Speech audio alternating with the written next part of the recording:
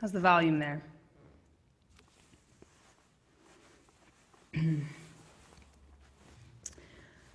I took a class in homiletics and darshanut in rabbinical school. My teacher told me that it is a custom in Baptist churches when the pastor stands to speak for the people to pray for the pastor. Pray for me, folks, for my capacity to get through these words this morning.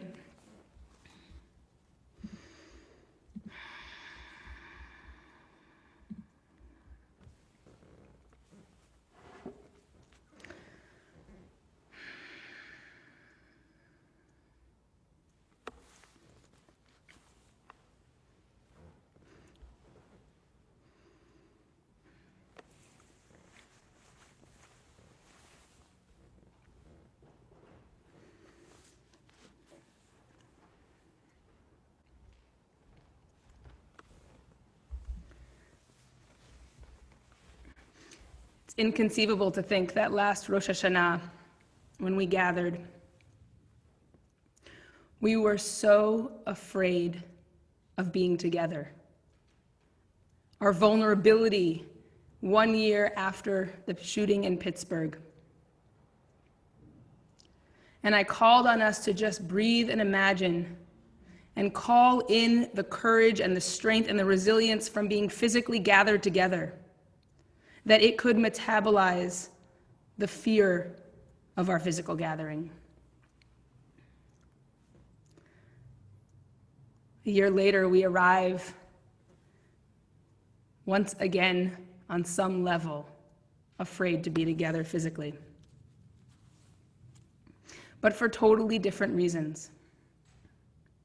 But in the same way, I invite you to call on the sea of faces, on the 500 plus bodies breathing, longing, grieving, willing, and here. This really is something. Welcome to the Kol Tzedek diaspora.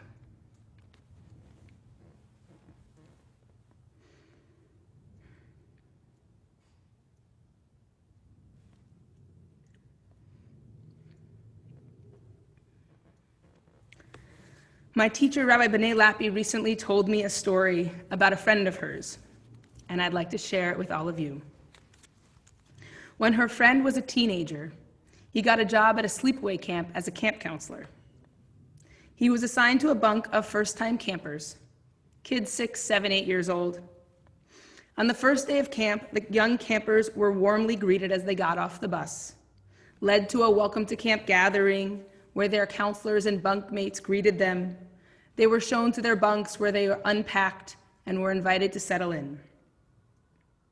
After the kids had unpacked, the counselor noticed one little kid sitting on his bed, crying. The counselor approached him and tried to find out what was wrong, but the kid just kept crying and couldn't talk.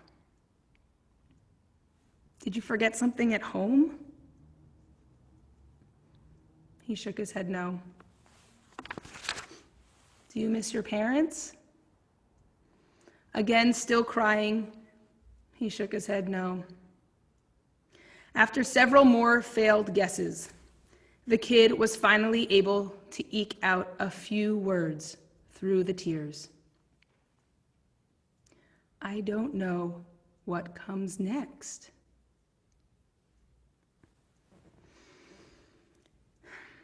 There is perhaps no greater way to describe the times we are living through. We don't know what comes next. The uncertainty of the last 6 months has been unsettling at best and incapacitating on many days. The presence of a deadly virus and the wondering who will get it, who will die from it, the loss of routines that sustain us, the not knowing what to expect from a day or a week, the fear of public spaces and of people who were purported to protect us, the fear of each other. I know from my own life and from talking to so many of you that we are struggling with profound anxiety and depression as a result of it. It seems in conversation with friends, the best comfort we can offer each other is day by day. Take it one day at a time. And if I pause long enough with that seemingly trite advice, what arises is actually a tremendous sense of relief. One day at a time. Thank God we're finally living one day at a time. Everything is possible, one day at a time. In this way, the pandemic has been profoundly destabilizing. It has been, in a word, chaos. And it also has been profoundly hopeful. Ideas that were once fringe, like defunding the police, are being actualized in city governments. As a practitioner of Buddhist meditation, I have always been captivated by its clarity of conviction. Its ability to tell you what is true and everlasting in this world. All the more so when every routine has been upended and every truth has been cast in the shadow of doubt, I have been asking myself, in what can we take refuge? In what can we place our trust? For Buddhists, the answer is clear. It is the principle of impermanence. The idea that everything will ultimately and inevitably change. When we sit on the cushion in meditation, we limit the variables and come to see the ever-changing nature of our own experience as if under a microscope. To see the way the pain in our knee arises, the way the mind grasps at it, assumes it will never go away, assumes we must move to alleviate or avoid such discomfort. But then in a moment we turn our attention to it, greeting the sensation with a kind of curiosity, noticing its warmth, its pulsing, its presence. And then in another instant, the pain in our shoulder calls our attention and we forget all about our knee, or our unresolved anger at a fight we had with a friend or a lover, a regret about a decision we made years and years ago, or inevitably we start to plan the next meal we'll have, or the meal we'll have in a year. Maybe the pain in our knee returns. Maybe it doesn't. All of this is explained by the principle of impermanence. It is on the cushion that I first learned, with great resistance, that we truly don't know what comes next. For about 2 years, Rabbi Mo and I have been struggling with some of the logistics of our Friday night services, looking for a space that would be both intimate and accessible, looking for chairs that would be compact but comfortable, looking for a prayer book that would be legible, affordable, lightweight, and fully transliterated. For months, we worked with a group of lay leaders in the Rabbi Coalition, surveyed our options, and then surveyed the community. We ordered samples and deliberated. On March 11th, after a lot of back and forth about the budget, we finally purchased 60 new prayer books and a dozen new cushioned chairs. On March 12th, we canceled all in-person services indefinitely. The Sidurim arrived a week later and have been sitting in my office in an unopened box. We truly don't know what comes next. On March 13th, as I hustled to set up Zoom links for Shabbat services, canceled the Purim party that had been months in the making, stocked up on toilet paper, and hurried to pick up my kids from school for the last time for the foreseeable future, I thought of these words. This is real, Ari Lev, and you are completely unprepared. And then I thought, impermanence is real. For months, I have been hugging the concept of impermanence like an old oak tree, which was high on my list of unexpected pandemic experiences because I have lived most of my days at odds with impermanence. I usually feel like the kid at summer camp, profoundly uncomfortable when I don't know what comes next. But in the face of true uncertainty, there was nowhere else to turn. Yet I longed to find Jewish language for this experience, to feel that I could lean into my own tradition in this time. And so I began to search with determination for a Jewish concept of impermanence. I stared longingly at rabbinic indices and skimmed my most beloved Jewish books. Tanakh is replete with stories of fear, loss, and uncertainty. The binding of Isaac, Abraham's journey in Lech Lecha, Hagar and Ishmael in the desert, which we just read, the entire Exodus story, the destruction of the temple, the list goes on. While fear, loss, and uncertainty describe my inner experience, I was looking for a truth that describes the world, the way things are. Then I read stories for which the punchline is Gam ze ya'avor, this too shall pass. And while that phrase has been supportive, it feels like a branch on the tree, and I am looking for the trunk. So I gave up. I said maybe next year. And then just as I had turned my attention elsewhere, it came to me. It came through me. Teshuvah is the Jewish concept of impermanence. Everything can and will change, including ourselves. Teshuvah as a word contains the very reality it describes, literally meaning to turn, to return, to transform. It is a word about motion, pointing to a world that is itself in constant motion. And it is one of the core practices of the days of awe. Teshuvah is often understood as the practice of forgiveness, a means to healing relationships, for saying you're sorry. But as Rabbi Eliyahu Tuger explains in his introduction to Hilchot Tshuva, the Path of Tshuva, Maimonides realizes and emphasizes that teshuvah is not merely an individual mitzvah, but rather an all-encompassing approach to the service of God, which I translate to mean an all-encompassing approach to life in general and spiritual practice in particular. And once I realized this, I saw it everywhere. The rabbis say, tshuva was created before the world was created. Tshuva is woven into the fabric of the universe. So great is tshuva that it brings healing to the whole world.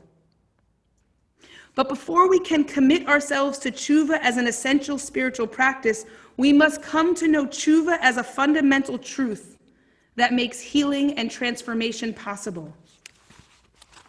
A truth that is at once prescriptive and descriptive. A truth that the pandemic has revealed to us like an offering, an anchor, a guide. Tshuva is what makes it possible for us to transition to renewable energy and an economy built on cooperation and care. Tshuva is what makes reparations and abolition possible. To paraphrase Kol Tzedek's rabbinic intern, Dr. Koach Fraser, there was a time before slavery and white supremacy, and there will be a time after it. This is teshuvah. To take refuge in tshuva is to trust in the inevitability of change, the spiral-like return of the universe on itself. To take refuge in tshuva is to come to know our inherent capacity and our obligation to heal. Pema Chodron writes, "Things falling apart is a kind of testing and also a kind of healing. We think the point is to pass the test or to overcome the problem. But the truth is that things don't really get solved. They come together and they fall apart.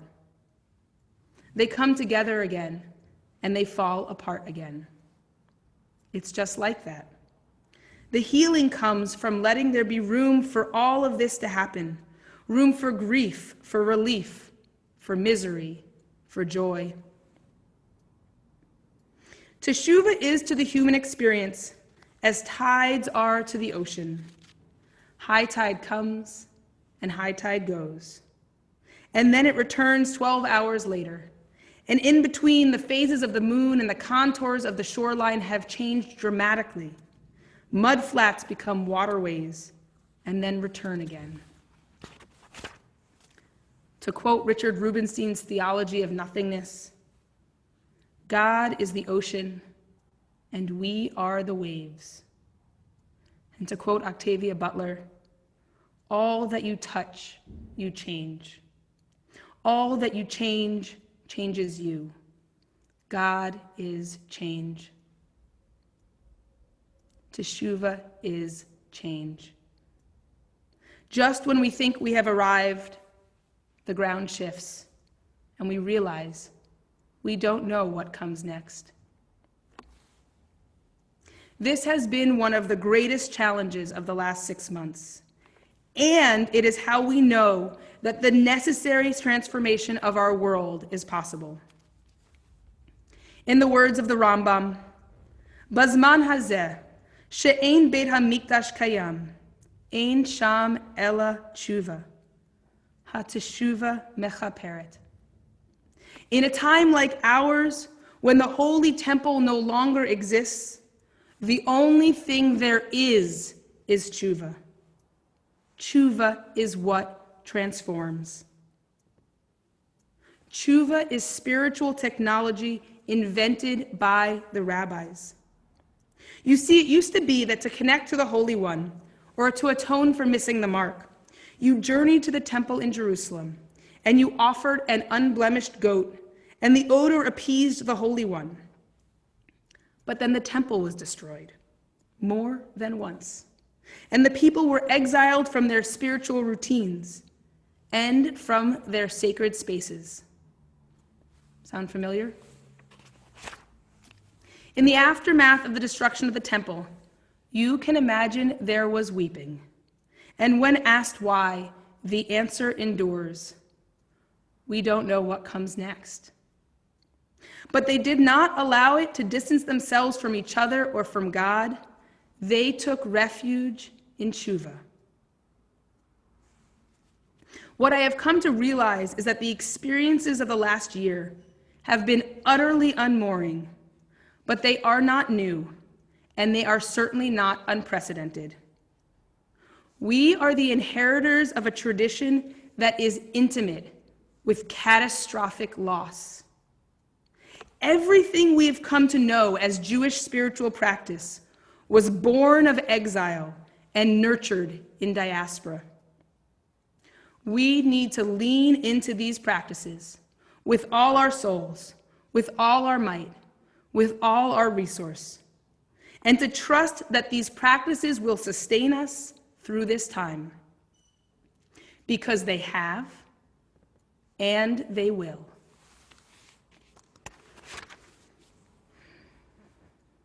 But it won't be easy. It will take effort and commitment. It will take a kind of discipline and a kind of hope I can only describe as faith. If my time on the cushion has taught me anything, it is that when discomfort arises, the mind's first response is to call it a problem and to try to eliminate it, which is why tshuva requires that we increase our capacity to be with discomfort, to be with uncertainty, to not know what happens next.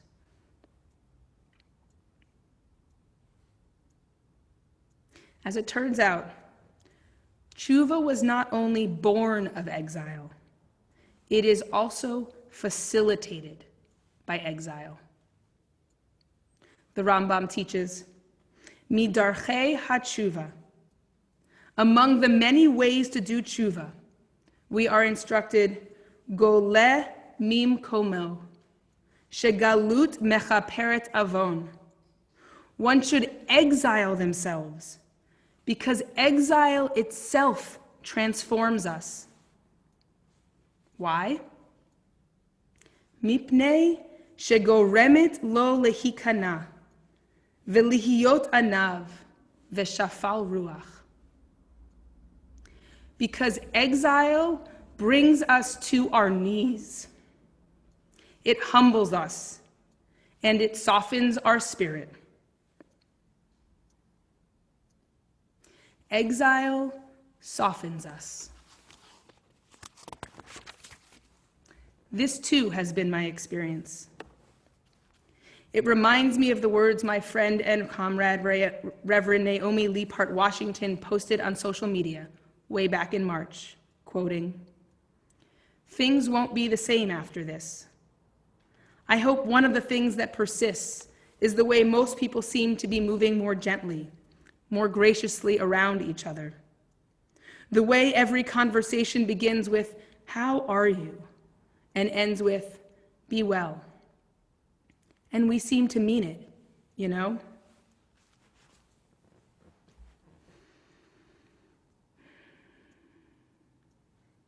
Exile softens us. It ripens us. And this makes tshuva more possible. In fact, the root of the word exile, gimel lamed he, means to expose, to reveal, to uncover. To be in exile is to be exposed. It is a vulnerable place to be, dispersed from our center of protection. And it is a powerful spiritual state, because in the state of exile, everything is revealed. Just think, after years of worrying that there would not be enough seats in the Calvary Chapel, I am standing here, alone, in a room that echoes with your voices, a room we have filled with our tears and our dancing. We are living in a state of exile, kept from each other and from our gathering places, just as our ancestors have for millennia. This is an incredibly vulnerable place to be, and an incredibly powerful place to be, a place of tremendous potential. In fact, it is the very fact of our vulnerability that softens our spirit, that allows us to see ourselves more clearly and to care for each other more fully. The reason that galut, that exile, is so uncomfortable is because we are exposed. And the reason it is so powerful is because everything is exposed. The pandemic has most impacted those of us who are most vulnerable: Black and Indigenous folks, folks with disabilities and chronic illness, our elders. And it has also revealed the truth about systemic racism and state violence, ableism, ageism, and the endless greed which causes people with power and wealth to continually exploit people and our planet.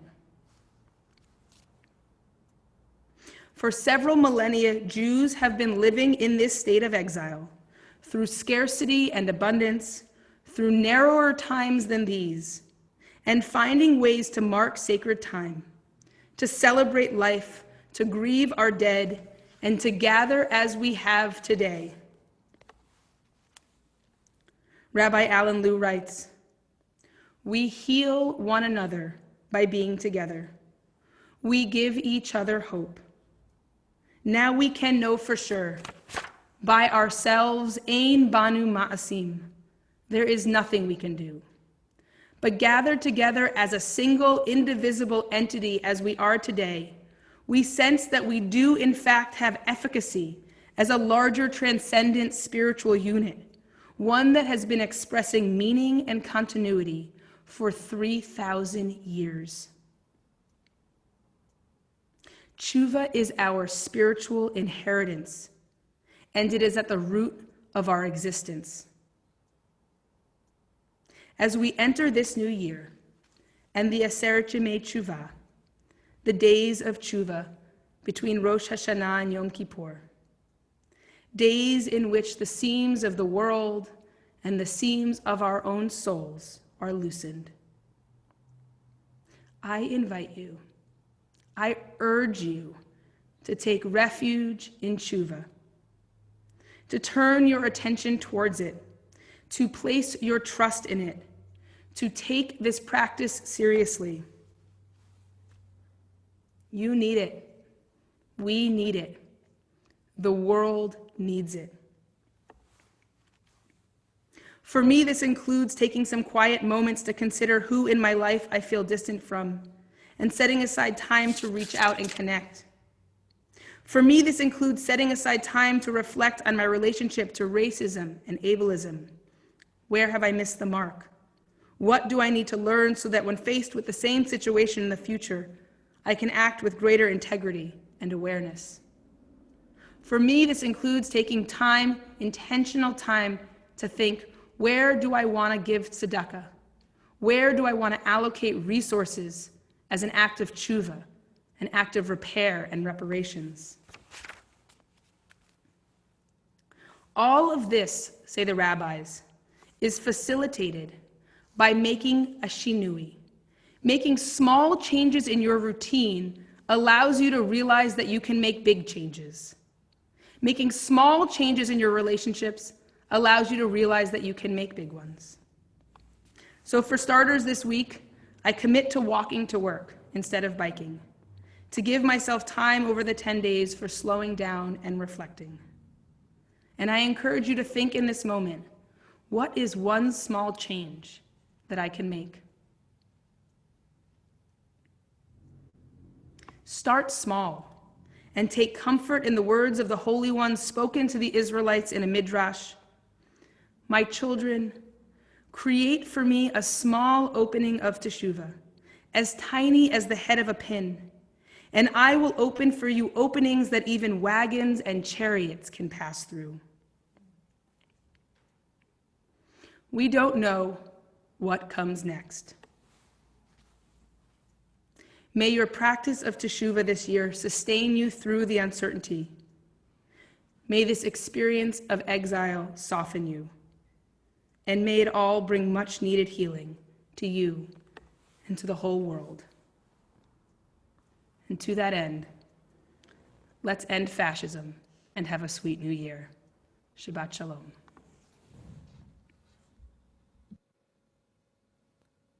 We rise,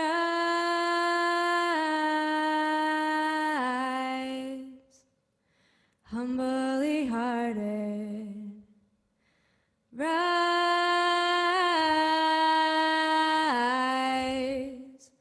won't be divided, rise, with Spirit to guide us. Rise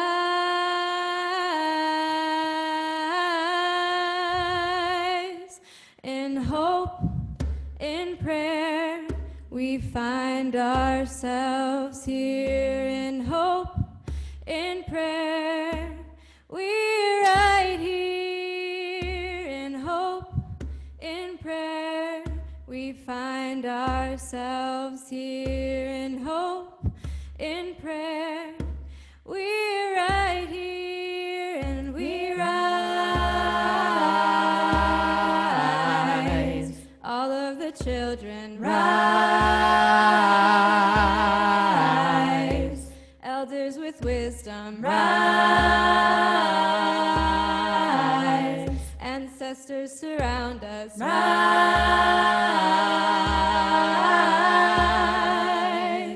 In hope, in prayer, we find ourselves here. In hope, in prayer, we're right here. In hope, in prayer, we find ourselves here. In hope, in prayer, we're right here, and we rise up from the wreckage. Rise with tears and with courage. Rise, fighting for life. We rise.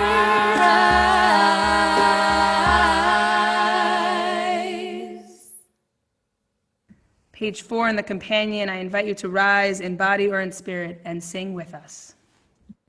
We rise, humbly hearted, rise, won't be divided, rise, with spirits who guide us, rise,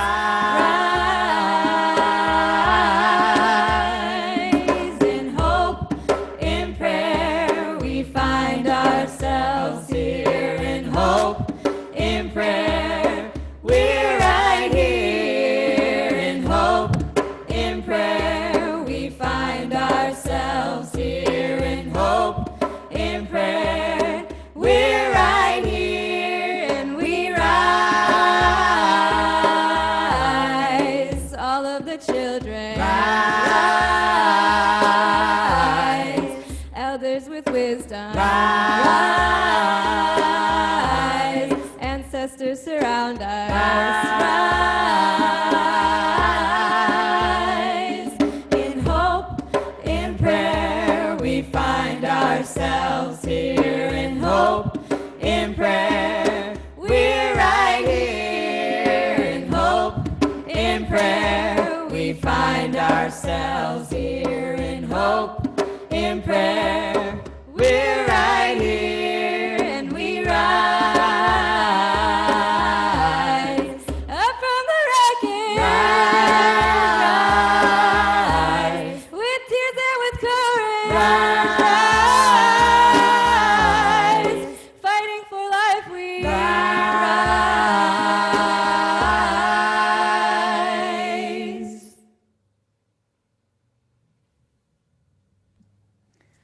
I invite you to remain standing as we are able, as we transition to the Musaf service. The Musaf service contains the core, unique